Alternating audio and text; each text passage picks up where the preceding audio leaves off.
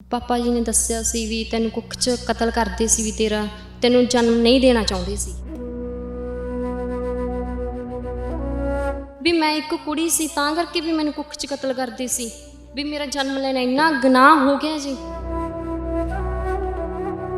ਬਹੁਤ ਔਖਾ ਰਿਹਾ ਜੀ, ਕਿਉਂਕਿ ਹਰ ਪਲ ਮੇਰੇ ਦਿਮਾਗ 'ਚ ਇਹੀ ਗੱਲ ਆਉਂਦੀ ਸੀ ਵੀ ਮੈਂ ਇੱਕ ਸ਼ਾਇਦ ਮਾਂ ਪਿਓ 'ਤੇ ਬੋਝ ਸੀ। ਜੀ ਮੈਂ ਬੋਝ ਸੀ ਤਾਂ ਹੀ ਮੈਨੂੰ ਮਾਰਨਾ ਚਾਹੁੰਦੇ ਸੀ।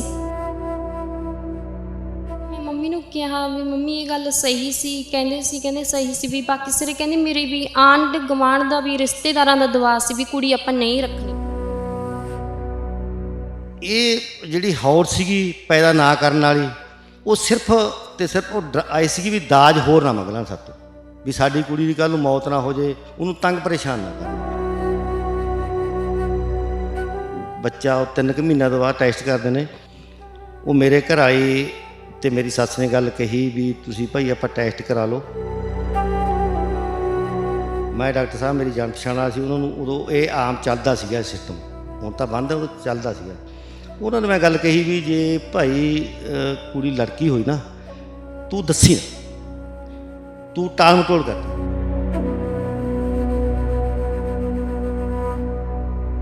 ਉਹਨੇ ਜਦੋਂ ਮੈਨੂੰ ਦਿਖਾਇਆ, ਅੱਖੀ ਦਿਖਾਇਆ, ਮੈਂ ਇਸੀ ਗੱਲ ਨਹੀਂ, ਮੈਨੂੰ ਸੀਨ ਦਿਖਾਇਆ, ਇਹਦੇ ਹੱਥ ਜੇ ਐਂ ਜੇ ਬੰਨੇ ਹੋਏ ਸੀਗੇ, ਐਂ ਜੇ ਬੱਚੇ ਦੇ ਹੁੰਦੀ ਨੇ ਐਂ ਜੇ ਬੰਨੇ ਹੋਏ ਸੀ ਇਹਦੇ ਹੱਥ। ਫਿਰ ਮੇਰਾ ਮਨ ਐਡਾ ਪਰੇਸ਼ਾਨ ਹੋਇਆ ਵੀ ਦੇਖ ਯਾਰ ਇਹ ਨਾ ਮੇਰੇ ਮੂਹਰੇ ਨਾ ਇਹ ਹੱਥ ਬੰਨ ਰਹੀ ਹੈ, ਵੀ ਪਾਪਾ ਇਹ ਕੰਮ ਨਾ ਕਰੋ।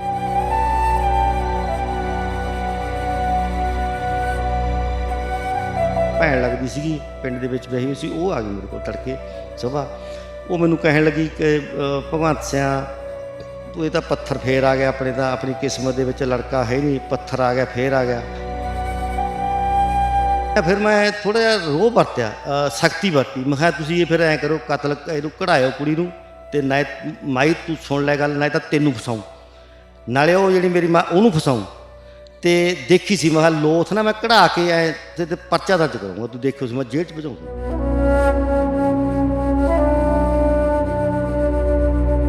ਅੱਗੇ ਕੀ ਕਰਨਾ ਚਾਹੁੰਦੇ ਹੋ ਜ਼ਿੰਦਗੀ 'ਚ, ਏਮ ਕੀ ਰੱਖਿਆ ਹੈਗਾ? ਅੱਗੇ ਮੈਂ ਟੀਚਰ ਬਣਨਾ ਚਾਹੁੰਦੀ ਹਾਂ ਜੀ।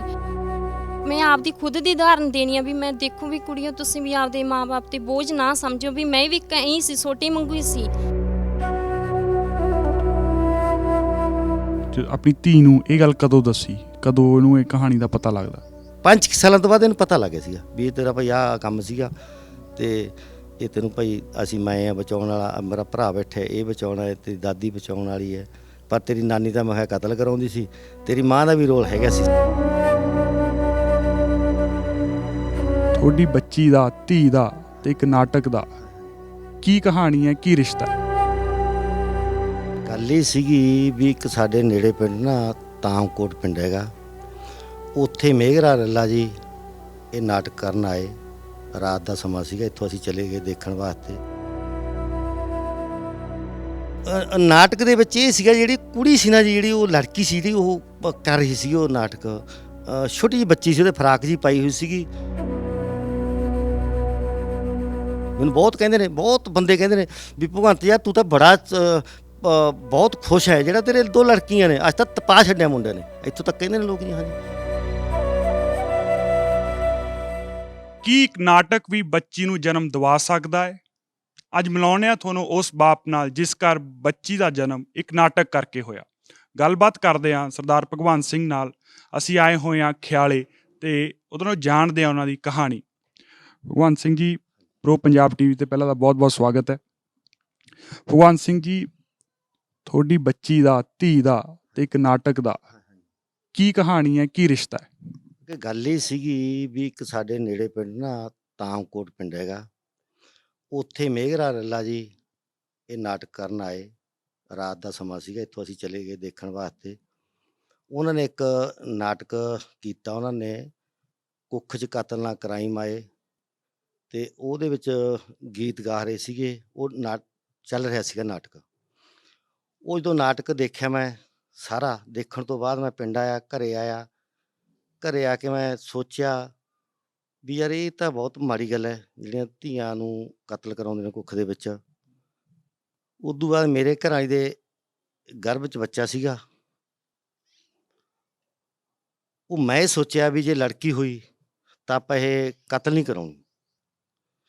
ਉਸ ਤੋਂ ਬਾਅਦ ਚਲੋ ਮੇਰੇ ਸਹੁਰੇ ਹੈਗੇ ਰਾਮਪੁਰੇ ਨਾਲ ਹੀ ਹੈ ਭੂੰਦੜ। ਤੇ ਇਹ ਮੇਰੇ ਕਿਹੜੇ ਸੰਨ ਦੀ ਗੱਲ ਹੈ, ਕਿਹੜੇ ਸਾਲ ਦੀ ਗੱਲ ਹੈ ਇਹ ਜਦੋਂ ਗੱਲ ਹੋਈ?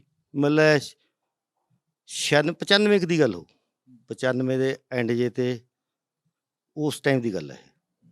ਤੇ ਉਸ ਤੋਂ ਬਾਅਦ ਮੇਰੇ ਸਾਲਾ ਸਹੁਰਾ ਵੀ ਹੈ ਨਹੀਂ, ਮੇਰੇ ਸਹੁਰੇ ਦੀ ਬਹੁਤ ਪ੍ਰਾਪਰਟੀ ਹੈ। ਉਹਨਾਂ ਨੂੰ ਵੀ ਇੱਛਾ ਸੀ, ਮੇਰੀ ਸੱਸ ਨੂੰ ਵੀ, ਮੇਰੇ ਘਰ ਵਾਲੀ ਵੀ, ਸਾਡੇ ਲੜਕਾ ਪੈਦਾ ਹੋਵੇ, ਸਾਡੀ ਗਾਹਾਂ ਉਹ ਚੱਲੇ ਜਦ ਚੱਲੇ। ਪਰ ਮੈਂ ਸੋਚਿਆ ਵੀ ਇਹ ਜੇ ਲੜਕੀ ਹੋਈ ਵੀ ਆਪਾਂ ਯਾਰ ਇਹ ਕੰਮ ਨਹੀਂ ਕਰਨਾ, ਪਾਪ ਨਹੀਂ ਕਰਨਾ।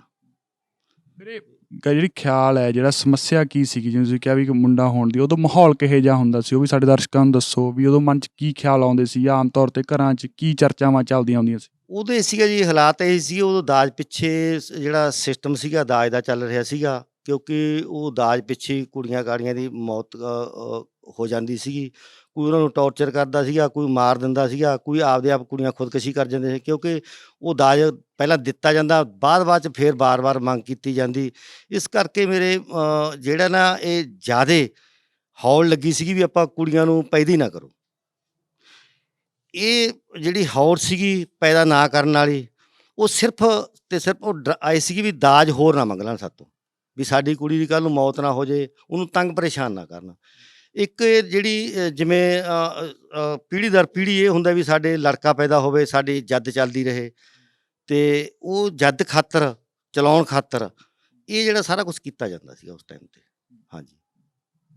ਫਿਰ ਜਦੋਂ ਨਾਟਕ ਉਦੋਂ ਆਮ ਤੌਰ 'ਤੇ ਇੱਥੇ ਹੁੰਦੇ ਹੀ ਸੀਗੇ ਕਿ ਇਹ ਕੋਈ ਸਪੈਸ਼ਲ ਨਾਟਕ ਚੱਲ ਰਿਹਾ ਸੀ ਉਸ ਟਾਈਮ 'ਤੇ? ਨਹੀਂ, ਮੈਂ ਤਾਂ ਦੇਖੋ, ਮੈਂ ਤਾਂ ਇਹ ਗੱਲ ਕਹਿਣਾ ਪ੍ਰਮਾਤਮਾ ਦਾ ਸ਼ੁਕਰਗੁਜ਼ਾਰ ਹਾਂ ਵੀ ਇਹਦਾ ਜਿਹੜਾ ਜਨਮ ਹੋਇਆ ਹੈ, ਮੈਂ ਪਹਿਲਾਂ ਕਦੇ ਨਹੀਂ ਦੇਖਿਆ ਸੀ ਨਾਟਕ, ਨਾ ਹੀ ਮੈਂ ਉਦੋਂ ਬਾਅਦ ਵੀ ਸ਼ਾਇਦ ਮੈਂ ਬਹੁਤ ਘੱਟ ਦੇਖਿਆ ਹੈਗਾ, ਕਿਉਂਕਿ ਜੇ ਰੱਲਾ ਸਾਹਿਬ ਇੱਥੇ ਆਉਂਦੇ ਰਹੇ ਨੇ, ਸਾਡੇ ਵੀ ਕੀਤੇ, ਮੈਂ ਸਪੈਸ਼ਲ ਕਰਾਇਆ ਡਰਾਮਾ ਉਹਨਾਂ ਤੋਂ, ਤੇ ਉਹ ਤੋਂ ਬਸ ਉਦੋਂ ਬਾਅਦ ਲਗਭਗ ਮੈਂ ਉਸੇ ਦਿਨ ਹੀ ਗਿਆ ਤੇ ਉਸ ਨਾਟਕ ਤੋਂ ਪ੍ਰਭਾਵਿਤ ਹੋ ਗਿਆ। ਨਾਟਕ ਤੋਂ ਪ੍ਰਭਾਵਿਤ ਹੋਣ ਤੋਂ ਬਾਅਦ ਬਸ ਫਿਰ ਮਾਥੀ ਲਈ ਮਨ ਦੇ ਵਿੱਚ ਵੀ ਜੇ ਆਪਾਂ ਇਹ ਗੱਲ ਜੇ ਕੁੜੀ ਨਿਕਲੀ, ਆਪਾਂ ਪੇਟ ਦੇ ਵਿੱਚ ਆਪਾਂ ਇਹ ਕੰਮ ਹੀ ਨਹੀਂ ਕਰਨਾ ਹੈ, ਕਤਲ ਹੀ ਨਹੀਂ ਕਰਨੀ। ਹਾਂਜੀ। ਉਹ ਨਾਟਕ 'ਚ ਕਿਹੜਾ ਸੀਨ ਸੀਗਾ ਜਿਹੜਾ ਤੁਹਾਨੂੰ ਬਹੁਤ ਪ੍ਰਭਾਵਿਤ ਕਰਦਾ, ਤੁਹਾਨੂੰ ਅੰਦਰ ਫਰੋਲਦਾ ਹੈ, ਜਾਂ ਜਿਹਦੇ ਕਰਕੇ ਤੁਸੀਂ ਇਹ ਫੈਸਲਾ ਬਦਲਦੇ ਹੋ? ਨਾਟਕ ਦੇ ਵਿੱਚ ਇਹ ਸੀਗਾ, ਜਿਹੜੀ ਕੁੜੀ ਸੀ ਨਾ ਜੀ, ਜਿਹੜੀ ਉਹ ਲੜਕੀ ਸੀ ਜਿਹੜੀ ਉਹ ਕਰ ਰਹੀ ਸੀ ਉਹ ਨਾਟਕ, ਛੋਟੀ ਜਿਹੀ ਬੱਚੀ ਸੀ, ਉਹਦੇ ਫਰਾਕ ਜੀ ਪਾਈ ਹੋਈ ਸੀਗੀ। ਉਹਦਾ ਜਿਹੜਾ ਰੋਲ ਸੀ, ਉਹਦਾ ਬੜਾ ਪ੍ਰਭਾਵਸ਼ਾਲੀ ਰੋਲ ਸੀਗਾ, ਉਹਦਾ ਬਹੁਤ ਹੀ ਪ੍ਰਭਾਵਸ਼ਾਲੀ ਰੋਲ ਸੀਗਾ ਉਹਦਾ, ਜਿਹੜਾ ਉਹ ਲੜਕੀ ਦਾ ਸੀਗਾ। ਉਹਦੇ ਵਿੱਚ ਉਹ ਤੇ ਮੇਰੇ ਮਨ ਦੇ ਵਿੱਚ ਇਹ ਹੋਈ ਗੱਲ, ਦੇਖੋ ਮੈਨੂੰ ਤਾਂ ਹੋ ਸਕਦਾ ਵੀ ਬਹੁਤਾਂ ਦੇ ਜ਼ਿਆਦਾ ਹੋਈ ਹੋਵੇ, ਪਰ ਮੇਰੇ ਮਨ ਦੇ ਵਿੱਚ ਇਹ ਗੱਲ ਹੋਈ ਵੀ ਯਾਰ ਆਹ ਦੇਖੋ ਬੱਚੀ ਹੈ, ਦੇਖੋ ਕਿੱਡਾ ਵਧੀਆ ਇਹਦੇ ਫਰਾਕ ਪਾਈ ਹੋਈ ਹੈ, ਕਿੱਡੀ ਸੋਹਣੀ ਪਿਆਰੀ ਜੀ ਹੈ, ਵੀ ਇਹ ਕੰਮ ਨਹੀਂ ਆਪਾਂ ਕਰਨਾ ਜੇ ਆਪਣੇ ਲੜਕੀ ਪੈਦਾ ਹੋਈ। ਹਾਂਜੀ। ਇਸ ਕਰਕੇ ਨਾ ਫਿਰ ਇਹ ਖੈਰ ਮੈਂ ਤੁਹਾਨੂੰ ਦੱਸ ਵੀ ਦਿੰਦਾ ਕਿ ਜਦੋਂ ਪਤਾ ਲੱਗਿਆ ਵੀ ਇਹ ਬੱਚਾ ਉਹ 3 ਕੁ ਮਹੀਨਿਆਂ ਤੋਂ ਬਾਅਦ ਟੈਸਟ ਕਰਦੇ ਨੇ, ਉਹ ਮੇਰੇ ਘਰ ਆਏ ਤੇ ਮੇਰੀ ਸੱਸ ਨੇ ਗੱਲ ਕਹੀ ਵੀ ਤੁਸੀਂ ਭਾਈ ਆਪਾਂ ਟੈਸਟ ਕਰਾ ਲਓ ਬੱਚਾ।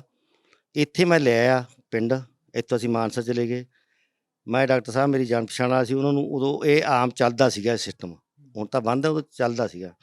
ਉਹਨਾਂ ਨੇ ਮੈਂ ਗੱਲ ਕਹੀ ਵੀ ਜੇ ਭਾਈ ਕੁੜੀ ਲੜਕੀ ਹੋਈ ਨਾ, ਤੂੰ ਦੱਸੀ ਨਾ, ਤੂੰ ਟਾਲ ਮਟੋਲ ਕਰਦੀ। ਉਹਨੇ ਜਦੋਂ ਮੈਨੂੰ ਦਿਖਾਇਆ, ਅੱਖੀ ਦਿਖਾਇਆ, ਮੈਂ ਐਸੀ ਗੱਲ ਨਹੀਂ ਕਿ ਮੈਨੂੰ ਉਹ ਸੀਨ ਦਿਖਾਇਆ, ਇਹਦੇ ਹੱਥ ਜੇ ਐਂ ਜੇ ਬੰਨੇ ਹੋਏ ਸੀਗੇ, ਐਂ ਜੇ ਬੱਚੇ ਦੇ ਹੁੰਦੀ ਨੇ ਐਂ ਜੇ ਬੰਨੇ ਹੋਏ ਸੀ ਇਹਦੇ ਹੱਥ, ਜਦੋਂ ਛੋਟੀ ਜਿਹੀ ਸੀ ਉਦੋਂ ਕੁੱਖ ਦੇ ਵਿੱਚ ਐਂ ਜੇ ਬੰਨੇ ਜੋ ਹੱਥ ਸੀ। ਉਹ ਬਾਅਦ ਫਿਰ ਮੇਰਾ ਮਨ ਐਡਾ ਪਰੇਸ਼ਾਨ ਹੋਇਆ ਵੀ ਦੇਖ ਯਾਰ ਇਹ ਨਾ ਮੇਰੇ ਮੂਹਰੇ ਨਾ ਇਹ ਹੱਥ ਬੰਨ੍ਹ ਰਹੀ ਹੈ ਵੀ ਪਾਪਾ ਇਹ ਕੰਮ ਨਾ ਕਰੀ। ਚਲੋ ਉਹਨਾਂ ਨੇ ਕਿਹਾ ਡਾਕਟਰ ਸਾਹਿਬ ਨੇ ਵੀ ਇਹ ਤਾਂ ਭਾਈ ਇਹ ਟਾਈਮ ਪਹਿਲਾਂ ਤੁਸੀਂ ਜੇ ਮਹੀਨਾ ਡੇਢ ਮਹੀਨਾ ਖੜ੍ਹ ਕੇ ਫਿਰ ਆ ਜਾਓ, ਫਿਰ ਆਪਾਂ ਟੈਸਟ ਕਰ ਦਾਂਗੇ। ਚਲੋ ਇੱਥੇ ਆਏ, ਆ ਮੇਰਾ ਭਰਾ ਬੈਠੇਗਾ, ਮੇਰੀ ਮਾਤਾ ਬੈਠੀ ਹੈਗੀ, ਇਹਨਾਂ ਨੂੰ ਫਿਰ ਮੈਂ ਆ ਕੇ ਦੱਸਿਆ ਵੀ ਯਾਰ ਗੱਲ ਤਾਂ ਹੋ ਗਈ। ਇਹ ਕਹਿੰਦੇ ਕੋਈ ਟੈਨਸ਼ਨ ਨਾ ਲਈ, ਕੋਈ ਪਰਵਾਹ ਨਾ ਮੰਨੀ। ਵੈਸੇ ਮਨ 'ਚ ਤਾਂ ਮੇਰੇ ਹੈਗੀ ਸੀਗੀ ਗੱਲ ਵੀ ਆਪਾਂ ਇਹ ਹੋ ਨਹੀਂ ਕਰਨੀ ਨਹੀਂ ਇਹ। ਉਹ ਮੇਰੇ ਘਰ ਆਈ 5-4 ਦਿਨ ਲਾ ਕੇ ਇੱਥੋਂ ਮੇਰੇ ਸਹੁਰੀ ਚਲੀ ਗਈ। ਉੱਥੇ ਉਹਨਾਂ ਦੇ ਮਨ 'ਚ ਸੀਗੀ ਮੇਰੀ ਸੱਸ ਦੇ ਵੀ ਉਹ ਤਾਂ ਐਵੇਂ ਝੂਠ ਬੋਲ ਗਿਆ, ਕਿਉਂਕਿ ਉਹਨਾਂ ਨੂੰ ਪਤਾ ਸੀ ਮੇਰੇ ਬਾਰੇ ਵੀ ਇਹ ਬੰਦਾ ਇਹ ਪਹਿਲਾਂ ਕਹਿੰਦਾ ਹੁੰਦਾ ਸੀ ਵੀ ਜੇ ਲੜਕੀ ਹੋ ਗਈ ਫਿਰ ਕੀ ਹੈ। ਉਸ ਤੋਂ ਬਾਅਦ ਉਹਨਾਂ ਨੇ ਮੱਥ ਲਈ। ਮੱਥਣ ਤੋਂ ਬਾਅਦ ਉਹਨਾਂ ਨੇ ਟੈਸਟ ਕਰਾਇਆ ਰਾਮਪੁਰੇ। ਜਦੋਂ ਰਾਮਪੁਰੇ ਟੈਸਟ ਕਰਾਇਆ ਅਤੇ ਉਹ ਫਿਰ ਲੜਕੀ ਤਾਂ ਆਉਣੀ ਸੀਗੀ। ਚਲੋ ਮੈਂ ਉੱਥੇ ਕੰਟੈਕਟ ਕੀਤਾ, ਮੇਰੇ ਘਰਾਂ 'ਚੋਂ ਸਾਲੀ ਲੱਗਦੀ ਛੋਟੀ ਜਿਹੀ ਇਹਦੇ ਵਰਗੀ ਗੁੜੀਆ ਵਰਗੀ ਸੀਗੀ, ਉਹ ਲੈਂਡਲਾਈਨ ਫੋਨ ਹੁੰਦੇ ਆ, ਮੋਬਾਈਲ ਤਾਂ ਹੁੰਦੇ ਨਹੀਂ ਸੀ ਉਦੋਂ। ਇਹ 95 96 ਦੀ ਗੱਲ ਹੈ, ਇਹ 96 ਦੀ। ਉਹ ਇਹ ਹੋਇਆ ਕਿ ਉਹਨਾਂ ਨੇ ਮੈਨੂੰ ਫੋਨ ਕਰਤਾ, ਕਹਿੰਦੇ ਭਗਵੰਤ ਵੀਰੇ ਇਹ ਗੜਬੜ ਜੀ ਹੋ ਰਹੀ ਹੈ ਘਰੇ, ਕਿਉਂਕਿ ਆਉਂਦੀ ਜਾਂਦੀ ਸੀ ਉਹਨੂੰ ਮੈਂ ਕੰਡਕਟਰ ਆਖਿਆ ਵੀ ਤੂੰ ਆਈ ਜਾਈ ਇਹਨਾਂ ਦਾ ਪਤਾ ਕਰੀ। ਕਹਿੰਦੀ ਗੜਬੜ ਜੀ ਹੋ ਰਹੀ ਹੈ, ਟੈਸਟ ਕਰਾਏ, ਹੁਣ ਦੇਖੋ ਕੀ ਹੋਊਗਾ। ਚਲੋ ਜੀ, ਮੈਂ ਜਦੋਂ ਮੈਨੂੰ ਫੋਨ ਕੀਤਾ ਮੈਂ ਉਸੇ ਟਾਈਮ ਸ਼ਾਮ ਨੂੰ ਉੱਥੇ ਚਲਿਆ ਗਿਆ। ਚਲੋ ਮੈਂ ਰਾਤ ਰਿਹਾ, ਰਾਤ ਰਹਿਣ ਤੋਂ ਬਾਅਦ ਤੜਕੇ ਉਹ ਮੇਰੀ ਸੱਸ ਦੀ ਭੈਣ ਲੱਗਦੀ ਸੀਗੀ, ਪਿੰਡ ਦੇ ਵਿੱਚ ਵਿਆਹੀ ਹੋਈ ਸੀ, ਉਹ ਆ ਗਈ ਮੇਰੇ ਕੋਲ ਤੜਕੇ ਸੁਬਾਹ। ਉਹ ਮੈਨੂੰ ਕਹਿਣ ਲੱਗੀ ਕਿ ਭਗਵੰਤ ਸਿਆਂ ਤੂੰ ਇਹ ਤਾਂ ਪੱਥਰ ਫੇਰ ਆ ਗਿਆ, ਆਪਣੇ ਤਾਂ ਆਪਣੀ ਕਿਸਮਤ ਦੇ ਵਿੱਚ ਲੜਕਾ ਹੈ ਨਹੀਂ, ਪੱਥਰ ਆ ਗਿਆ, ਫੇਰ ਆ ਗਿਆ। ਮੈਂ ਉਹਨੂੰ ਆਖਿਆ ਦੇਖੋ ਮਾਸੀ ਜੀ, ਗੱਲ ਇਹ ਹੈ ਵੀ ਇਹਦੇ ਕੋਲ ਮੇਰੀ ਮਾਈ ਕੋਲੇ ਜ਼ਮੀਨ ਜਾਇਦਾਦ ਬਹੁਤ ਹੈਗੀ, ਇੱਕੇ ਕੁੜੀ ਇਹ ਵਿਆਹ ਦੂ, ਜੇ ਦੂਜੀ ਹੋ ਗਈ ਮੈਂ ਵਿਆਹ ਦੂੰਗਾ, ਕੀ ਗੱਲ ਹੈਗੀ। ਚਲੋ ਉਹ ਨਹੀਂ ਇਸ ਗੱਲ 'ਤੇ ਆਈਆਂ। ਜਦੋਂ ਨਾ ਆਈਆਂ ਫਿਰ ਮੈਂ ਥੋੜ੍ਹਾ ਜਿਹਾ ਰੋਹ ਵਰਤਿਆ, ਸਖਤੀ ਵਰਤੀ। ਮੈਂ ਕਿਹਾ ਤੁਸੀਂ ਇਹ ਫਿਰ ਐਂ ਕਰੋ, ਕਤਲ ਇਹਨੂੰ ਕਢਾਇਓ ਕੁੜੀ ਨੂੰ, ਅਤੇ ਨਾ ਮਾਈ ਤੂੰ ਸੁਣ ਲੈ ਗੱਲ, ਨਾ ਤਾਂ ਤੈਨੂੰ ਫਸਾਊਂ, ਨਾਲੇ ਉਹ ਜਿਹੜੀ ਮੇਰੀ ਮਾਂ ਉਹਨੂੰ ਫਸਾਊਂ। ਅਤੇ ਦੇਖੀ ਸੀ ਮੈਂ ਕਿਹਾ ਲੋਥ ਨਾ ਮੈਂ ਕਢਾ ਕੇ ਐਂ ਤੇ ਪਰਚਾ ਦਰਜ ਕਰੂੰਗਾ, ਤੂੰ ਦੇਖਿਓ ਸੀ ਮੈਂ ਜੇਲ੍ਹ 'ਚ ਭਜਾਊਂ ਤੁਹਾਨੂੰ। ਚਲੋ ਉਹ ਡਰ ਗਈਆਂ। ਡਰਨ ਤੋਂ ਬਾਅਦ ਜਦੋਂ ਮੈਨੂੰ ਤਾਂ ਹੁਣ ਇਸ ਗੱਲ ਦਾ ਪਤਾ ਹੀ ਸੀਗਾ ਵੀ ਇਹ ਲੜਕੀ ਹੈਗੀ। ਉਸ ਤੋਂ ਬਾਅਦ ਇਹ ਪੈਦਾ ਹੋਈ। ਪੈਦਾ ਹੋਣ ਸਾਰੀ ਉਹ ਕਹਿੰਦੀ ਲੜਕੀ ਹੈ। ਮੈਂ ਕਿਹਾ ਭਾਈ ਮੈਨੂੰ ਤਾਂ ਪਹਿਲਾਂ ਹੀ ਪਤਾ ਸੀ ਵੀ ਲੜਕੀ ਹੈ। ਚਲੋ ਇਹਦਾ ਪਾਲ ਪੋਸ਼ਣ ਕੀਤਾ, ਇਹਨੂੰ ਫਿਰ ਮੈਂ ਮੁੰਡਿਆਂ ਵਾਂਗੂ ਰੱਖਿਆ, ਇਹਨੂੰ ਖੇਡਾਂ ਲਿਆ ਕੇ ਦਿੱਤੀਆਂ। ਉਹ ਦੇਖੋ ਮੁੰਡਿਆਂ ਵਾਲੀਆਂ ਖੇਡਾਂ ਨੇ ਸਾਰੀਆਂ, ਕਦੇ ਮੈਂ ਜਿਹੜੀ ਚੀਜ਼ ਇਹਨੇ ਮੰਗੀ ਉਹ ਮੈਂ ਇਹਨੂੰ ਸਾਰਾ ਕੁਛ ਦਿੱਤਾ ਲਿਆ ਕੇ, ਮੁੰਡਿਆਂ ਦੀ ਤਰ੍ਹਾਂ ਪਾਲਿਆ ਇਹਨੂੰ। ਹਾਂ ਹਾਂ। ਤੇ ਪਹਿਲਾਂ ਜਦੋਂ ਤੁਹਾਡੇ ਹੋਰ ਵੀ ਜਵਾਕ ਸੀਗੇ, ਕਿੰਨੇ ਬੱਚੇ ਆ ਤੁਹਾਡੇ? ਉਹ ਲੜਕੀ ਸੀ ਪਹਿਲਾਂ ਵੱਡੀ, ਲੜਕਾ ਨਾ ਉਦੋਂ ਆਪਣਾ 90 ਦੇ ਵਿੱਚ ਲੜਕੀ ਹੋਈ, ਅਤੇ ਉਦੋਂ ਬਾਅਦ 93 ਦੇ ਵਿੱਚ ਲੜਕਾ ਹੋਇਆ। ਇਹ 96 ਦੇ ਵਿੱਚ ਲੜਕੇ ਦੀ ਮੌਤ ਹੋ ਗਈ ਹੋਣ ਸਾਰੀ ਮਹੀਨੇ ਕੁ ਬਾਅਦ। ਅਤੇ ਕੁਛ ਉਹ ਫਿਰ ਉਹ ਜ਼ਿਆਦਾ ਉਹ ਜ਼ਮੀਨ ਜਾਇਦਾਦ ਨੂੰ ਹੀ ਕਰ ਰਹੇ ਸੀਗੇ ਵੀ ਜਾਂ ਜ਼ਮੀਨ ਸਾਡੀ ਐਵੇਂ ਜਾਊ, ਇੱਧਰਲੀ ਜਾਊ, ਉੱਧਰਲੀ ਜਾਊ। ਉਹ ਫਿਰ ਥੋੜ੍ਹਾ ਜਿਹਾ ਭਰਵਾ ਜਾਏ ਵੀ ਜੇ ਮੁੰਡਾ ਹੋਵੇ ਮੁੰਡਾ ਹੋਵੇ। ਪਰ ਇਹ ਉਦੋਂ ਬਾਅਦ ਮੈਂ ਪਰਨ ਕਰ ਲਿਆ, ਉਹ ਵੱਡੀ ਲੜਕੀ ਹੈ ਅਤੇ ਇਹ ਹੈ, ਅਤੇ ਦੋਨੇ ਰੱਖੀਆਂ ਆਪਾਂ। ਮੈਂ ਕੋਈ ਅਗਲਾ ਸਟੈਪ ਨਹੀਂ ਚੱਕਿਆ। ਵੱਡੀ ਲੜਕੀ ਦਾ ਵਿਆਹ ਹੋ ਗਿਆ? ਉਹ ਵਿਆਹ ਹੋ ਗਿਆ, ਹਾਂਜੀ, ਉਹਨਾਂ ਦਾ ਕਰਤਾ। ਅਤੇ ਉਦਣ ਤੁਸੀਂ ਕਹਿ ਰਹੇ ਹੋ ਮੈਂ ਉਸ ਤੋਂ ਪਹਿਲਾਂ ਮੈਂ ਕਦੇ ਨਾਟਕ ਨਾ ਦੇਖਿਆ ਸੀ, ਉਸ ਤੋਂ ਪਹਿਲਾਂ ਜੋ ਤੁਸੀਂ ਨਾਟਕ ਦੇਖਿਆ ਬਹੁਤ ਜ਼ਿਆਦਾ ਪ੍ਰਭਾਵਿਤ ਹੋ ਗਏ ਉਹ ਤੋਂ। ਅਤੇ ਫਿਰ ਉਹ ਨਾਟਕ 'ਤੇ ਜਾਣ ਤੱਕ ਕਿਵੇਂ ਖਿਆਲ ਆਇਆ ਕਿ ਤੁਹਾਨੂੰ ਯਾਰ ਬੇਲੀ ਲੈ ਗਏ ਤੁਹਾਡੇ, ਜਾਂ ਕਿਵੇਂ ਜਾਂਦੇ ਤੁਸੀਂ ਨਾਟਕ ਤੱਕ? ਉਹ ਨਾ ਜੀ ਇੱਥੇ ਮੁੰਡੇ ਸੀਗੇ, ਮੇਰੇ ਦੋਸਤ ਸੀਗੇ, ਉਹ ਕਹਿੰਦੇ ਚੱਲ ਯਾਰ ਤਾਂਕੋਟ ਆਪਾਂ ਨਾਟਕ ਦੇਖ ਕੇ ਆਈਏ। ਅਸੀਂ ਤੁਰ ਕੇ ਗਏ ਤਾਂਕੋਟ, ਇੱਥੇ 3 ਕਿਲੋਮੀਟਰ ਅਸੀਂ ਤੁਰ ਕੇ ਗਏ, ਤੁਰ ਕੇ ਆਏ ਅਸੀਂ। ਉਹਨਾਂ ਨੇ ਮੈਨੂੰ ਪ੍ਰਭਾਵਿਤ ਕੀਤਾ ਵੀ ਆ ਚਲੀਏ ਨਾਟਕ ਦੇਖ ਕੇ, ਯਾਰ ਤੂੰ ਵਿਹਲਾ ਯਾਰ, ਆ ਚਲੀਏ। ਮੈਂ ਚਲਿਆ ਗਿਆ। ਇੱਕ ਮੈਂ ਤੁਹਾਨੂੰ ਹੋਰ ਘਟਨਾ ਦੱਸਦਾ ਇਹਦੇ ਵਿਚਕਾਰ ਨਾਟਕ ਤੋਂ ਬਿਨਾਂ ਵੀ। ਮੈਂ ਇੱਕ ਥਾਂ 'ਤੇ ਜੋਬ ਕਰ ਰਿਹਾ ਸੀਗਾ, ਉੱਭੇ ਪਿੰਡ ਪਟਵਾਰੀ ਲੱਗਿਆ ਸੀਗਾ। ਉੱਥੇ ਇੱਕ ਬੰਦੇ ਨੇ ਮੈਨੂੰ ਆ ਕੇ ਦੱਸੀ ਗੱਲ, ਉਹਦੀ ਵੀ ਲੜਕੀ ਸੀਗੀ ਇੱਕ।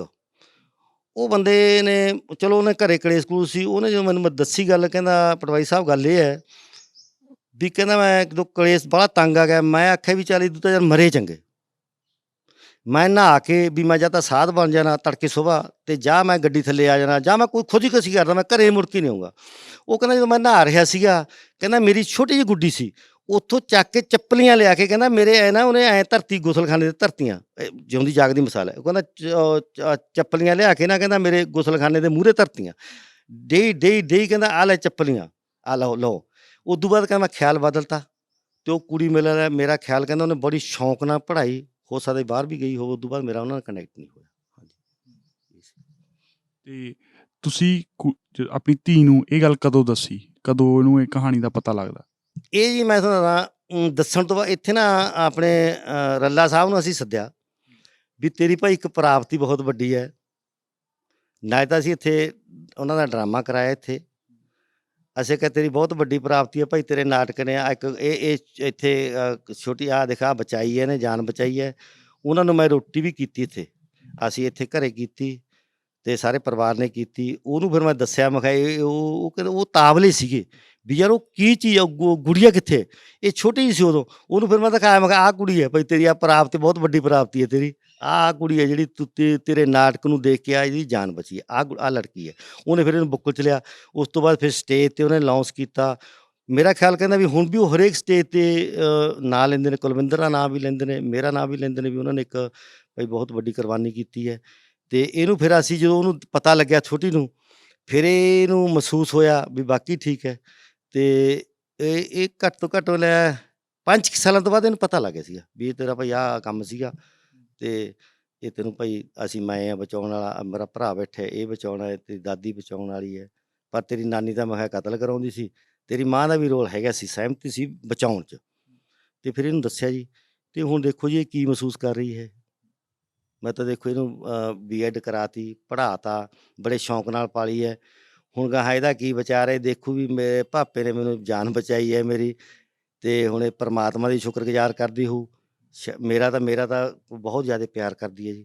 ਮੈਂ ਕਹਿੰਦਾ ਵੀ ਚਲੋ ਹੁਣ ਮੈਂ ਦੇਖਦਾ ਵੀ ਬੜਾ ਦੇਖਦੇ ਹਾਂ ਅਸੀਂ, ਮੈਂ ਕਿਉਂਕਿ ਮੈਂ ਜੋਬ ਵੀ ਕੀਤੀ ਹੈ, ਮੈਂ ਲੋਕਾਂ 'ਚ ਵਿਚ ਰਿਹਾ, ਪਰ ਪਰ ਜਿਹੜੀ ਮੁੰਡਿਆਂ ਦੀ ਜਿਹੜੀ ਗੱਲ ਹੈਗੀ, ਮੁੰਡੇ ਹੁਣ ਮਾਂ ਪਿਓ ਨੂੰ ਬਹੁਤ ਤੰਗ ਪਰੇਸ਼ਾਨ ਕਰ ਰਹੇ ਨੇ। ਹੁਣ ਮੈਂ ਤੁਹਾਨੂੰ ਇੱਕ ਦੱਸਣੀ ਗੱਲ, ਮੈਂ ਰੱਲਾ ਸਾਹਿਬ ਨੇ ਇੱਕ ਥਾਂ 'ਤੇ ਮੈਨੂੰ ਪ੍ਰੋਗਰਾਮ 'ਚ ਬੋਲਣ ਦਾ ਟਾਈਮ ਦਿੱਤਾ, ਮੈਂ ਬੋਲਿਆ ਜੀਰੇ। ਮੈਂ ਕਿਹਾ ਜਦੋਂ ਕੋਈ ਬੁੜਾ ਬੁੜੀ ਬਿਮਾਰ ਹੁੰਦੀ ਹੈ ਤਾਂ ਪਤਾ ਕੀ ਆਖਣੇ, ਉਹ ਸੱਦੋ ਤੁਹਾਡੀ ਭੂਆ ਨੂੰ, ਕਿਉਂਕਿ ਉਹਨਾਂ ਦੀ ਉਹ ਭੂਆ ਔਲਾਦ ਹੁੰਦੀ ਹੈ, ਮੁੰਡਾ ਨਹੀਂ ਸਾਂਭਦਾ, ਉਹ ਭੂਆ ਨੂੰ ਸੱਦੋ ਤੁਹਾਡੀ ਨੂੰ। ਉਹ ਭੂਆ ਆਉਂਦੀ ਹੈ ਵਿਚਾਰੀ, ਉਹ ਆ ਕੇ ਨਵਾਉਂਦੀ ਧਵਾਉਂਦੀ ਹੈ, ਉਹਨਾਂ ਦੀ ਸੇਵਾ ਕਰਦੀ ਹੈ, ਪਰ ਮੁੰਡਾ ਨਹੀਂ ਕਰਦਾ। ਇਸ ਕਰਕੇ ਇਹ ਵੀ ਮੇਰੇ ਮਨਾਂ 'ਚ ਮੈਂ ਸੋਚਿਆ ਸੀ, ਬਹੁਤ ਸੋਚਿਆ ਵੀ ਯਾਰ ਇਹ ਬੰਦੇ ਮੁੰਡੇ ਵੀ ਨਹੀਂ ਇੰਨਾ ਕੁਛ ਕਰਨ। ਹੁਣ ਤਾਂ ਹਾਲਾਤ ਹੀ ਖਰਾਬ ਹੋ ਗਏ ਜੀ, ਹੁਣ ਤਾਂ ਮੁੰਡਿਆਂ ਬਾਰੇ ਤਾਂ ਹੁਣ ਕਹਿ ਹੀ ਨਹੀਂ ਸਕਦੇ ਆਪਾਂ ਕੀ ਕੁਛ ਹੈ। ਹੁਣ ਤਾਂ ਹਰੇਕ ਕਹਿੰਦਾ ਯਾਰ ਜੇ ਆਹ ਮੁੰਡੇ ਦੇ ਬਜਾਏ ਤਾਂ ਮੇਰੀ ਕੁੜੀ ਹੁੰਦੀ। ਮੈਨੂੰ ਬਹੁਤ ਕਹਿੰਦੇ ਨੇ, ਬਹੁਤ ਬੰਦੇ ਕਹਿੰਦੇ ਨੇ ਵੀ ਭਗਵੰਤ ਯਾਰ ਤੂੰ ਤਾਂ ਬੜਾ ਬਹੁਤ ਖੁਸ਼ ਹੈ, ਜਿਹੜਾ ਤੇਰੇ 2 ਲੜਕੀਆਂ ਨੇ, ਅੱਜ ਤਾਂ ਤਪਾ ਛੱਡਿਆ ਮੁੰਡਿਆਂ ਨੇ, ਇੱਥੋਂ ਤੱਕ ਕਹਿੰਦੇ ਨੇ ਲੋਕ ਜੀ। ਹਾਂਜੀ, ਫਿਰ ਮੈਨੂੰ ਮਾਣ ਮਹਿਸੂਸ ਹੁੰਦਾ ਵੀ ਯਾਰ ਇਹ ਤਾਂ ਠੀਕ ਹੈ ਗੱਲ, ਵੀ ਮੈਂ ਇੱਕ ਤਾਂ ਆਪਣਾ ਪਾਪ ਨਹੀਂ ਕੀਤਾ, ਨੰਬਰ 2 ਤੇ ਮੈਂ ਇੱਕ ਉਦਾਹਰਨ ਪੈਦਾ ਕੀਤੀ ਹੈ। ਇੱਥੇ ਬਹੁਤ ਬੰਦੇ ਇਹੋ ਜਿਹੇ ਨੇ ਜਿਹੜੇ ਨੇ 2 ਲੜਕੀਆਂ ਨੇ, ਉਹਨਾਂ ਨੇ ਗਾਹਾਂ ਪੈਦਾ ਨਹੀਂ ਕੀਤਾ, ਲੜਕਾ ਨਹੀਂ ਪੈਦਾ ਕੀਤਾ। ਹਾਂਜੀ, ਬਹੁਤ ਬੰਦੇ। ਤੇ ਉਦੋਂ ਕਿੰਨੇ ਕੁ ਉਹ ਨਾਟਕ ਨੇ ਕਿੰਨੇ ਘਰ ਪ੍ਰਭਾਵਿਤ ਕੀਤੇ, ਵੀ ਇਹ ਜਿਹਾ ਜਿਹੜਾ ਉਦੋਂ ਪ੍ਰਥਾ ਜੀ ਚੱਲਦੀ ਹੁੰਦੀ ਸੀ, ਜਾਂ ਇੱਕ ਤਰ੍ਹਾਂ ਦਾ ਉਦੋਂ ਸੀਗਾ ਸੁਭਾਅ ਵੀ ਕੁੜੀ ਪੈਦਾ ਨਹੀਂ ਕਰਨੀ ਹੈਗੀ ਹੈ ਤੇ ਕੁੱਖ 'ਚ ਮਾਰ ਦੇਣੀ ਹੈ, ਤੇ ਕਿੰਨੇ ਘਰ ਉਹ ਨਾਟਕ ਨੇ ਬਚਾਏ ਨੇ? ਦੇਖੋ ਜੀ, ਉਹਦੇ ਵਿੱਚ ਨਾ ਮੇਰਾ ਖਿਆਲ ਤਾਂ ਕਹਿੰਦਾ ਵੀ 95% ਤਾਂ ਲੋਕ ਪ੍ਰਭਾਵਿਤ ਹੋਏ ਨੇ ਇਸ ਗੱਲ 'ਚ।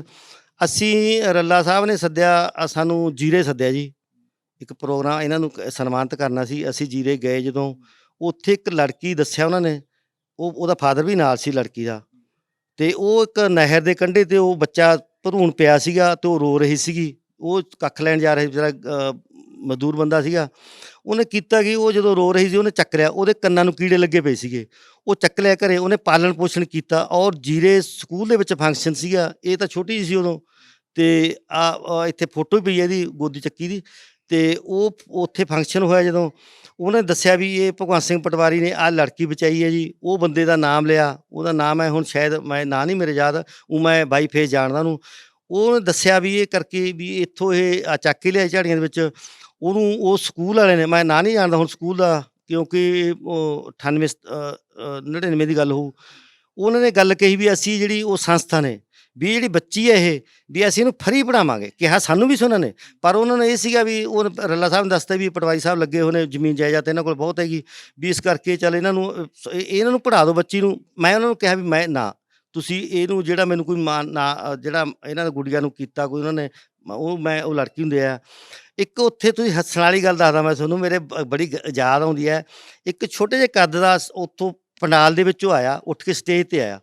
ਉਹ ਕਹਿੰਦਾ ਵੀ ਮੈਂ ਇਹਨਾਂ ਦੋਨਾਂ ਲੜਕੀਆਂ ਦੇ ਹੱਥ ਧਰ ਕੇ ਕਿਹਾ ਉਹਨੇ, ਕਹਿੰਦਾ ਦੋਨਾਂ ਲੜਕੀਆਂ ਦੇ ਵਿਆਹ ਦੇ ਵਿੱਚ ਮੈਂ ਫਰੀ ਮਠਿਆਈ ਪਕਾ ਕੇ ਆਊਂਗਾ। ਉਹ ਲੋਕ ਬੜੇ ਪ੍ਰਭਾਵਿਤ, ਬੜੀਆਂ ਤਾੜੀਆਂ ਮਾਰੀਆਂ।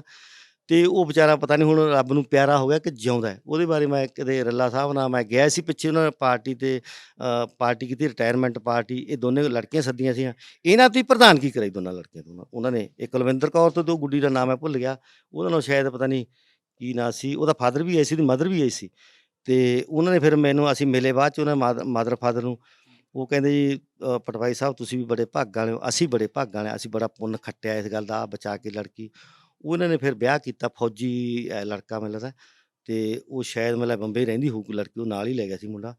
ਤੇ ਉਹ ਉੱਥੇ ਕੀ ਘਟਨਾ ਸੀ ਮੇਰੇ, ਉਹ ਯਾਦ ਅੱਜ ਵੀ ਯਾਦ ਆ ਜੀ, ਵੀ ਇੱਕ ਛੋਟਾ ਜਿਹਾ ਕੱਦ ਦਾ ਬੰਦਾ ਉਹ ਪੰਡਾਲ 'ਚ ਉੱਠ ਕੇ ਆ ਕੇ ਸਟੇਜ 'ਤੇ ਕਹਿੰਦਾ ਵੀ ਦੋਨਾਂ ਲੜਕੀਆਂ ਦੇ ਵਿਆਹ 'ਚ ਮਠਿਆਈ ਮੈਂ ਫਰੀ ਪਕਾਊਂ। ਤੇ ਇੰਨਾ ਮਤਲਬ ਕਿ ਉਹ ਵੀ ਕਿੰਨੇ ਪ੍ਰਭਾਵਿਤ ਹੋਏ ਜੀ ਬੰਦੇ, ਦੇਖੋ। ਹਾਂਜੀ, ਤਾਂ ਸਾਡੇ ਨਾਲ ਕੁਲਵਿੰਦਰ ਕੌਰ ਜੀ ਮੌਜੂਦ ਨੇ, ਉਹਨਾਂ ਨਾਲ ਗੱਲਬਾਤ ਕਰਦੇ ਹਾਂ। ਕੁਲਵਿੰਦਰ, ਜਦੋਂ ਤੁਹਾਨੂੰ ਪਹਿਲੀ ਵਾਰ ਇਹ ਘਟਨਾ ਬਾਰੇ ਜਾਂ ਇਹ ਕਹਾਣੀ ਬਾਰੇ ਕਦੋਂ ਪਤਾ ਲੱਗਦਾ? ਮੈਨੂੰ ਜੀ, ਮੈਂ 6 ਸਾਲਾਂ ਦੀ ਨੂੰ ਪਤਾ ਲੱਗ ਗਿਆ ਸੀ। ਪਾਪਾ ਜੀ ਨੇ ਦੱਸਿਆ ਸੀ ਵੀ ਤੈਨੂੰ ਕੁੱਖ 'ਚ ਕਤਲ ਕਰਦੇ ਸੀ, ਵੀ ਤੈਨੂੰ ਜਨਮ ਨਹੀਂ ਦੇਣਾ ਚਾਹੁੰਦੇ ਸੀ। ਉਦੋਂ ਜਦੋਂ ਮੈਨੂੰ ਪਤਾ ਲੱਗਿਆ ਜੀ, ਮੈਨੂੰ ਬਹੁਤ ਵੀ ਅੰਦਰੋਂ ਮੈਂ ਬਹੁਤ ਦੁਖੀ ਹੋਈ ਜੀ ਵੀ ਇੱਕ ਕੁੜੀ ਜਨਮ ਲੈਣਾ ਗੁਨਾਹ ਹੈਗਾ, ਵੀ ਮੁੰਡਾ ਹੁੰਦਾ ਮੁੰਡੇ ਨੂੰ ਤਾਂ ਜਨਮ ਦਿੰਦੇ ਵੀ ਮੈਂ ਇੱਕ ਕੁੜੀ ਸੀ ਤਾਂ ਕਰਕੇ ਵੀ ਮੈਨੂੰ ਕੁੱਖ 'ਚ ਕਤਲ ਕਰਦੇ ਸੀ, ਵੀ ਮੇਰਾ ਜਨਮ ਲੈਣਾ ਇੰਨਾ ਗੁਨਾਹ ਹੋ ਗਿਆ ਜੀ। ਉਹ ਤੋਂ ਉਸ ਤੋਂ ਬਾਅਦ ਜਿਵੇਂ ਬਹੁਤ ਸੋਚਿਆ ਬਹੁਤ ਕੀਤਾ ਮੇਰੇ ਇਹ ਖਿਆਲ ਤਾਂ ਤੁਹਾਨੂੰ ਬਾਅਦ ਚ ਆਉਂਦੇ ਹੋਣਗੇ। 6 ਸਾਲ ਦੇ ਬੱਚੇ ਨੂੰ ਇੰਨਾ ਨਹੀਂ ਪਤਾ ਲੱਗਦਾ ਵੀ ਨਹੀਂ ਹੁੰਦਾ, ਪਰ ਮਾਇੰਡ 'ਚ ਜੀ ਇੱਕ ਗੱਲ ਤਾਂ ਆਈ ਸੀ ਜੀ, ਦੇਖੋ ਚਲੋ ਮੇਰਾ ਬਚਪਨਾ ਸੀ ਜੀ, ਚਲੋ ਉਦੋਂ ਬਾਅਦ ਤਾਂ ਮੈਨੂੰ ਪਤਾ ਲੱਗਿਆ ਜੀ, ਮੈਂ ਉਦੋਂ ਉਹ ਗੱਲ ਸੋਚੀ ਸੀ ਵੀ ਅੱਜ ਵੀ ਪਤਾ ਨਹੀਂ ਕਿੰਨੀਆਂ ਕੁ ਕੁੜੀਆਂ, ਲੱਖਾਂ ਕੁੜੀਆਂ ਮਰਦੀਆਂ ਜੀ ਇਹ ਕੁੱਖ 'ਚ। ਹਜੇ ਵੀ ਉਹ ਕਹਾਣੀ ਤੁਹਾਨੂੰ ਯਾਦ ਆ ਜਾਂਦੀ ਹੈ ਕਈ ਵਾਰ ਜਦੋਂ ਪਹਿਲੀ ਵਾਰ ਹੋਇਆ ਹੈਗਾ, ਹਾਂਜੀ ਜੋ ਪਹਿਲੀ ਵਾਰ ਤੁਸੀਂ ਸੁਣੀ ਸੀ ਉਹ ਕਹਾਣੀ ਹਜੇ ਵੀ ਤੁਹਾਡੇ ਨਾਲ ਰਹਿੰਦੀ? ਅਜੇ ਵੀ ਯਾਦ ਹੈ ਜੀ ਉਹ ਕਹਾਣੀ, ਜੋ ਪਾਪਾ ਜੀਆਂ ਨੇ ਬੈਠਿਆਂ ਨੇ ਦੱਸੀ ਸੀ, ਕਹਿੰਦੇ ਵੀ ਐਂ ਕਰਕੇ ਕੁਲਵਿੰਦਰ ਵੀ ਤੈਨੂੰ ਕੁੱਖ 'ਚ ਕਤਲ ਕਰਦੀ ਐ, ਇਸ ਤਰ੍ਹਾਂ ਕਰਦੀ ਸੀ, ਵੀ ਐਂ ਮਰਵਾਉਂਦੀ ਸੀ, ਵੀ ਤੈਨੂੰ ਜਨਮ ਨਹੀਂ ਦੇਣਾ ਚਾਹੁੰਦੀ ਸੀ। ਉਸ ਤੋਂ ਬਾਅਦ ਜੀ ਮੈਂ ਸੋਚਿਆ ਵੀ ਪਤਾ ਨਹੀਂ ਮੇਰੇ ਵਾਂਗੂ ਲੱਖਾਂ ਕੁੜੀਆਂ ਮਰੀਆਂ ਹੋਣਗੀਆਂ ਜੀ, ਮਰੀਆਂ ਹੈਗੀਆਂ ਜੀ, ਵੀ ਪਤਾ ਨਹੀਂ ਮਾਪਿਓ ਇੰਨਾ ਕੁੜੀਆਂ ਨੂੰ ਬੋਝ ਕਿਉਂ ਸਮਝਦੇ ਆ ਜੀ। ਤੇ ਜਦੋਂ ਤੁਹਾਡੇ ਮਨ 'ਚ ਇਹ, ਤੁਸੀਂ ਹੁਣ ਤਾਂ ਪੜ੍ਹਾਈ ਕਰ ਲਈ, ਕਿੰਨੀ ਪੜ੍ਹ ਚੁੱਕੇ ਹੋ ਤੁਸੀਂ? ਮੈਂ ਬੀਐਡ ਕੀਤੀ ਹੋਈ ਹੈ ਜੀ। ਹਾਂਜੀ। ਤੇ ਅੱਗੇ ਕੀ ਕਰਨਾ ਚਾਹੁੰਦੇ ਹੋ ਜ਼ਿੰਦਗੀ 'ਚ, ਏਮ ਕੀ ਰੱਖਿਆ ਹੈਗਾ? ਕਿ ਮੈਂ ਟੀਚਰ ਬਣਨਾ ਚਾਹੁੰਦੀ ਹਾਂ ਜੀ। ਟੀਚਰ ਬਣ ਕੇ ਮੈਂ ਇਹ ਜਿੰਨੀਆਂ ਵੀ ਲੜਕੀਆਂ ਨੂੰ ਸਟੱਡੀ ਕਰਵਾਉਣੀ ਆ, ਸਾਰਿਆਂ ਨੂੰ ਇੱਕ ਤਾਂ ਗੱਲ ਇਹ ਮਤਲਬ ਮੈਂ ਆਪਦੀ ਖੁਦ ਦੀ ਉਦਾਹਰਨ ਦੇਣੀ ਆ ਵੀ ਮੈਂ ਦੇਖੋ ਵੀ ਕੁੜੀਓ ਤੁਸੀਂ ਵੀ ਆਪਦੇ ਮਾਂ-ਬਾਪ ਤੇ ਬੋਝ ਨਾ ਸਮਝੋ, ਵੀ ਮੈਂ ਵੀ ਕਹੀਂ ਸੀ, ਛੋਟੀ ਵਾਂਗੂ ਹੀ ਸੀ, ਵੀ ਮੈਂ ਵੀ ਕਹੀਂ ਸੀ। ਉਦੋਂ ਉਸ ਤੋਂ ਟੀਚਰ ਬਣ ਕੇ ਜਿਵੇਂ ਇਹੀ ਸੁਝਾਅ ਦੇਣਾ ਚਾਹੁੰਦੀ, ਸਿੱਖਿਆ ਦੇਣਾ ਚਾਹੁੰਦੀ ਆ ਵੀ ਧੀ ਕਦੇ ਮਾਂ-ਬਾਪ ਤੇ ਬੋਝ ਨਹੀਂ ਹੁੰਦੀ ਜੀ। ਤੁਹਾਡੇ ਵਾਸਤੇ ਕਿੰਨਾ ਕੁ ਔਖਾ ਰਿਹਾ ਇਹ ਕਹਾਣੀ ਨਾਲ ਜਿਉਣਾ? ਬਚਪਨ ਤੋਂ ਬਾਅਦ ਜਦੋਂ ਤੁਸੀਂ ਸੁਰਤ ਸੰਭਾਲੀ, ਸਭ ਕੁਝ ਪਤਾ ਲੱਗਿਆ, ਪੜ੍ਹਾਈ ਦੇ ਦੌਰਾਨ ਕਿੰਨਾ ਕੁ ਔਖਾ ਰਿਹਾ ਤੁਹਾਡੇ ਵਾਸਤੇ? ਹੁਣ ਤੱਕ ਕਿਵੇਂ ਮਹਿਸੂਸ ਕਰਦੇ ਹੋ ਸਾਰੀ ਗੱਲਬਾਤ ਨੂੰ? ਮੈਨੂੰ ਬਹੁਤ ਔਖਾ ਰਿਹਾ ਜੀ, ਕਿਉਂਕਿ ਹਰ ਪਲ ਮੇਰੇ ਦਿਮਾਗ 'ਚ ਇਹੀ ਗੱਲ ਆਉਂਦੀ ਸੀ ਵੀ ਮੈਂ ਇੱਕ ਸ਼ਾਇਦ ਮਾਂ-ਪਿਓ ਤੇ ਬੋਝ ਸੀ। ਜੀ ਮੈਂ ਬੋਝ ਸੀ, ਤਾਂਹੀਓ ਇਹ ਮੈਨੂੰ ਮਾਰਨਾ ਚਾਹੁੰਦੇ ਸੀ, ਵੀ ਮੈਂ ਇਹਨਾਂ ਦੀ ਇੱਕ ਬੋਝ ਕਰਕੇ ਇਹ ਮੈਨੂੰ ਕੁੱਖ 'ਚ ਕਤਲ ਕਰਵਾਉਣਾ ਚਾਹੁੰਦੇ ਸੀ। ਜੇ ਮੈਂ ਉਸ ਤਰ੍ਹਾਂ ਦੀ, ਮੈਂ ਬਹੁਤ ਔਖਿਆਈਆਂ ਕੱਟੀਆਂ ਜੀ। ਮੈਂ ਹਰ ਪਲ ਇਹੀ ਸੋਚਦੀ ਰਹਿੰਦੀ ਸੀ, ਜਦੋਂ ਵੀ ਕਿਤੇ ਨਿਊਜ਼ ਤੇ ਪੜ੍ਹਦੀ ਸੀ ਵੀ ਕੁੱਖ 'ਚ ਕਤਲ ਹੋ ਗਿਆ, ਧੀ ਨਾਲ ਐਂ ਕੀਤਾ, ਵੀ ਉਸ ਬਾਰੇ ਇਹ ਮੈਂ ਸੋਚਦੀ ਸੀ ਸ਼ਾਇਦ ਵੀ ਉਸ ਟਾਈਮ ਤੇ ਵੀ ਮੈਨੂੰ ਮਰਵਾਉਣਾ ਹੀ ਚੰਗਾ ਸੀ, ਵੀ ਜਿਹੜੇ ਹਾਲਾਤ ਅੱਜ ਧੀਆਂ ਨਾਲ ਹੋ ਰਹੇ ਨੇ।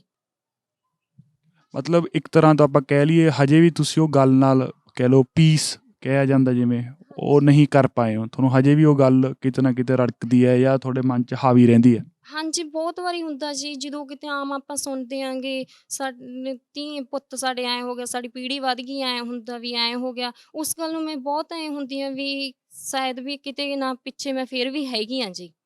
ਜਦੋਂ ਮੇਰੇ ਘਰ ਦੇ ਆਮ ਗੱਲਾਂ ਕਰਦੇ ਆ ਵੀ ਮੁੰਡਾ ਹੁੰਦਾ ਪੀੜ੍ਹੀ ਵੱਧ ਜਾਂਦੀ, ਵਿਆਹ ਲੈਂਦੇ ਇਸ ਤਰ੍ਹਾਂ ਹੁੰਦਾ ਜੀ, ਬਹੁਤ ਉਦੋਂ ਮਨ ਦੁਖੀ ਹੁੰਦਾ ਜੀ। ਅੱਜ ਵੀ ਇਹ ਗੱਲਾਂ ਹੁੰਦੀਆਂ ਨੇ ਘਰੇ ਬਹਿ ਕੇ ਜਦੋਂ ਰਿਸ਼ਤੇਦਾਰ ਇਕੱਠੇ ਹੁੰਦੇ ਆ, ਜਾਂ ਉਦੋਂ ਇਹ ਗੱਲਾਂ ਹੁੰਦੀਆਂ ਨੇਗੀਆਂ? ਰਿਸ਼ਤੇਦਾਰ ਬਹੁਤ ਕਰਦੇ ਆ ਜੀ।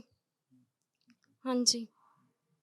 ਪਰ ਹੁਣ ਤਾਂ ਕਿਹਾ ਜਾਂਦਾ ਵੀ ਸਮਾਂ ਕਾਫੀ ਬਦਲ ਗਿਆ, ਕੁੜੀਆਂ ਤੇ ਮੁੰਡਿਆਂ ਨੂੰ ਬਰਾਬਰ ਦੇਖਿਆ ਜਾਂਦਾ ਹੈਗਾ ਤੇ ਕੋਈ ਫਰਕ ਨਹੀਂ ਕੀਤਾ ਜਾਂਦਾ। ਤੁਸੀਂ ਇਹਨੂੰ ਕਿਵੇਂ ਦੇਖਦੇ ਹੋ? ਫਰਕ ਕੋਈ ਨਹੀਂ ਜੀ, ਵੈਸੇ ਊਂ ਫਰਕ ਤਾਂ ਹੈ ਜੀ, ਧੀ ਹੈ ਜੀ, ਪੁੱਤ ਦਾ ਪੁੱਤ ਹੀ ਹੈ ਜੀ, ਧੀ ਨੇ ਫਿਰ ਵੀ ਬੇਗਾਨੇ ਘਰੇ ਜਾਣਾ ਹੁੰਦਾ ਜੀ, ਫਰਕ ਤਾਂ ਹੁੰਦਾ ਹੀ ਹੈ ਜੀ, ਕਿਤੇ ਨਾ ਕਿਤੇ ਹੁੰਦਾ ਫਰਕ ਤਾਂ।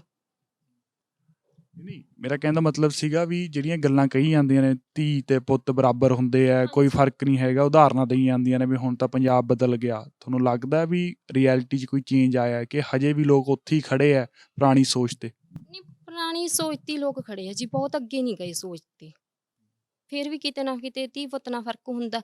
ਪਰ ਜੀ ਮੈਂ ਕਹਿਣਾ ਚਾਹੁੰਦੀ ਵੀ ਮੇਰੇ ਪਿਤਾ ਸਾਹਿਬ ਨੇ ਮੈਨੂੰ ਕਦੇ ਕੋਈ ਫਰਕ ਨਹੀਂ ਕੀਤਾ, ਕੋਈ ਇਹਨਾਂ ਨੇ ਮੈਨੂੰ ਜਿਹੜੀ ਚੀਜ਼ ਮੰਗੀ ਆ, ਹਰ ਚੀਜ਼ ਇਹਨਾਂ ਨੇ ਮੇਰੀ ਲਿਆ ਕੇ ਦਿੱਤੀ ਹੈਗੀ। ਕਦੇ ਇਹਨਾਂ ਨੇ ਇਹ ਨਹੀਂ ਕਿਹਾ ਵੀ ਜੇ ਸਾਡੇ ਮੁੰਡਾ ਹੁੰਦਾ, ਬਲਕਿ ਮੈਨੂੰ ਪੁੱਤਾਂ ਤੋਂ ਵੱਧ ਪਿਆਰ ਕੀਤਾ ਇਹਨਾਂ ਨੇ। ਮੈਂ ਸੋਚਦੀ ਵੀ ਸ਼ਾਇਦ ਇਹ ਇੰਨੇ ਪੁੱਤ ਨੂੰ ਵੀ ਨਹੀਂ ਸੀ ਕਰ ਸਕਦੇ ਜਿੰਨਾ ਇਹਨੇ ਧੀ ਨੂੰ ਪਿਆਰ ਕੀਤਾ ਇਹਨਾਂ ਨੇ। ਤੇ ਤੁਹਾਡੇ ਮਦਰ ਹੁਣ ਨਹੀਂ ਰਹੇ, ਪਰ ਤੁਸੀਂ ਆਪਣੀ ਮਾਂ ਨਾਲ ਵੀ ਕਦੇ ਗੱਲਾਂ ਡਿਸਕਸ ਕੀਤੀਆਂ ਜਾਂ ਉਹਨਾਂ ਨਾਲ ਗੱਲਬਾਤ ਕੀਤੀ, ਸਾਰੀ ਕਹਾਣੀ ਪੁੱਛੀ? ਤੁਹਾਡੇ ਪਿਤਾ ਨੇ ਤਾਂ ਤੁਹਾਨੂੰ ਕਹਾਣੀ ਦੱਸੀ ਸੀਗੀ, ਫਿਰ ਤੁਹਾਡਾ ਤੇ ਤੁਹਾਡੀ ਮਾਂ ਦਾ ਰਿਲੇਸ਼ਨ ਕਿਵੇਂ ਸੀਗਾ? ਸਾਡਾ ਜਦੋਂ ਮੈਂ ਮੰਮੀ ਨੂੰ ਕਿਹਾ ਵੀ ਮੰਮੀ ਇਹ ਗੱਲ ਸਹੀ ਸੀ, ਕਹਿੰਦੇ ਸਹੀ ਸੀ, ਵੀ ਬਾਕੀ ਸਿਰੇ ਕਹਿੰਦੇ ਮੇਰੇ ਵੀ ਆਂਢ ਗੁਆਂਢ ਦਾ ਵੀ ਰਿਸ਼ਤੇਦਾਰਾਂ ਦਾ ਦਬਾਅ ਸੀ ਵੀ ਕੁੜੀ ਆਪਾਂ ਨਹੀਂ ਰੱਖਣੀ, ਵੀ ਪਹਿਲਾਂ ਕੁੜੀ ਹੈ ਵੀ ਆਪਾਂ ਨਹੀਂ ਕੁੜੀ ਰੱਖਣੀ, ਵੀ ਕੁੜੀ ਨੂੰ ਜਿਹੜਾ ਆਪਾਂ ਕੁੱਖ 'ਚ ਕਤਲ ਕਰਾਵਾਂਗੇ ਵੀ ਖਬਰ ਦੂਸਰਾ ਚਾਂਸ ਵੀ ਬੇਟਾ ਹੀ ਹੋਵੇ, ਵੀ ਆਪਣੀ ਪੀੜ੍ਹੀ ਵਧੂਗੀ, ਸੋ ਇਸ ਤਰ੍ਹਾਂ ਹੋਊਗਾ। ਬਹੁਤ ਹੋਇਆ ਸੀ, ਬਟ ਜੀ ਉਦੋਂ ਬਾਅਦ 'ਚ ਮੇਰੀ ਮੰਮੀ ਤੇ ਮੈਂ ਇੱਕ ਫਰੈਂਡ ਤੌਰ 'ਤੇ ਰਹੀਆਂ ਸੀ ਜੀ।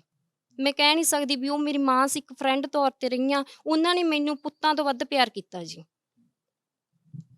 ਤੁਹਾਨੂੰ ਆਪਣੇ ਮਾਪਿਓ ਪ੍ਰਤੀ ਤਾਂ ਮਾਫ ਕਰ ਦਿੱਤਾ ਤੁਸੀਂ? ਹਾਂਜੀ, ਹਾਂਜੀ।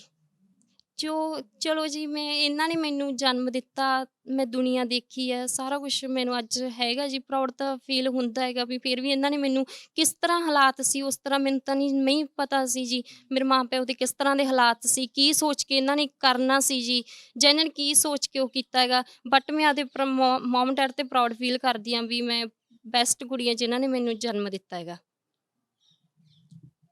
ਤੇ ਤੁਸੀਂ ਜਿਵੇਂ ਟੀਚਰ ਬਣਨਾ ਹੈਗਾ ਤਾਂ ਪਿੰਡ 'ਚ ਪੜ੍ਹਾਉਣਾ ਹੈ, ਸ਼ਹਿਰ ਜਾਣਾ ਹੈ, ਕਿਵੇਂ ਦੇਖਦੇ ਹੋ? ਜਿਵੇਂ ਇਹ ਜਿਹੜੀ ਹਜੇ ਵੀ ਸਮੱਸਿਆ ਤਾਂ ਪੰਜਾਬ 'ਚ ਹੈਗੀ ਹੈ, ਕੁੱਖ 'ਚ ਹੱਤਿਆ ਹੁੰਦੀ ਹੈ, ਪਤਾ ਕਰਾਇਆ ਜਾਂਦਾ ਚੁੱਪ-ਚੁਪੀਤੀ, ਤਾਂ ਇਹਦੇ ਵਾਸਤੇ ਵੀ ਕੋਈ ਕੰਮ ਕਰਨਾ ਚਾਹੁੰਦੇ ਹੋ?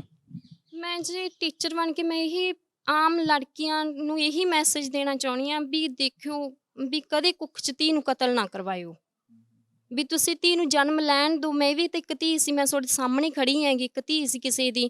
ਬਸ ਤੁਸੀਂ ਕੁੱਖ 'ਚ ਕਤਲ ਨਾ ਕਰਾਓ, ਇੱਕ ਧੀ ਨੂੰ ਜਨਮ ਲੈਣ ਦਿਓ। ਬਟ ਜਿਸ ਤਰ੍ਹਾਂ ਦਾ ਅੱਜ ਕੱਲ੍ਹ ਦਾ ਮਾਹੌਲ ਚੱਲ ਰਿਹਾ ਜੀ, ਉਸ ਤਰ੍ਹਾਂ ਤਾਂ ਬਹੁਤ ਕੁੜੀਆਂ ਕੁੱਖ 'ਚ ਕਤਲ ਡੇਲੀ ਹੁੰਦੀਆਂ ਹੀ ਨਹੀਂ ਜੀ। ਕੁੱਖ 'ਚ ਨਹੀਂ ਕਤਲ ਹੁੰਦੀ, ਉਹ ਵੀ ਡੇਲੀ ਲੜਕੀ ਹਰ ਇੱਕ ਮਰਦੀ ਹੈ ਜੀ। ਜ਼ਿੰਦਗੀ ਜੂਝਦੇ ਰਹਿੰਦੇ ਆ ਕਿਉਂਕਿ ਵਿਤਕਰਾ ਹੁੰਦਾ ਹੈ ਜਾਂ ਇਕੁਅਲ ਰਾਈਟਸ ਨਹੀਂ ਦਿੱਤੇ ਜਾਂਦੇ। ਹਾਂਜੀ।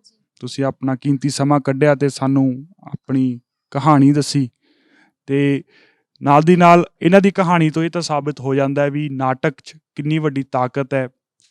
ਵੀ ਉਹਨਾਂ ਨੇ ਭਗਵੰਤ ਸਿੰਘ ਦਾ ਨਾਟਕ ਦੇਖਣ ਜਾਣਾ ਤੇ ਉਹਨਾਂ ਦਾ ਸਾਰਾ ਮਨ ਬਦਲ ਦਿੱਤਾ। ਉਹਨਾਂ ਨੇ ਇੱਕ ਆਪਣੀ ਧੀ ਨੂੰ ਜਨਮ ਲੈਣ ਦਿੱਤਾ ਤੇ ਅੱਜ ਉਹ ਧੀ ਪੜ੍ਹ ਲਿਖ ਕੇ ਟੀਚਰ ਬਣਨਾ ਚਾਹੁੰਦੀ ਹੈ ਤੇ ਹੋਰ ਕੁੜੀਆਂ ਨੂੰ ਵੀ ਮੈਸੇਜ ਦੇਣਾ ਚਾਹੁੰਦੀ ਹੈ ਵੀ ਜਿਹੜੀ ਇਹ ਪ੍ਰਥਾ ਹੈ ਜਾਂ ਲੋਕਾਂ ਦੇ ਮਨ 'ਚ ਵਹਿਮ ਨੇ ਜਾਂ ਜਿਹੜੀ ਛੋਟੀ ਸੋਚ ਹੈ ਉਹਨੂੰ ਕਿਵੇਂ ਬਦਲਿਆ ਜਾਵੇ। ਖਿਆਲੇ ਤੋਂ ਕੈਮਰਾਮੈਨ ਸ਼ਮਸ਼ੇਰ ਸਿੰਘ ਨਾਲ ਮੈਂ ਸ਼ੁਭਕਰਮਨ ਧਾਲੀਵਾਲ, ਪ੍ਰੋ ਪੰਜਾਬ TV।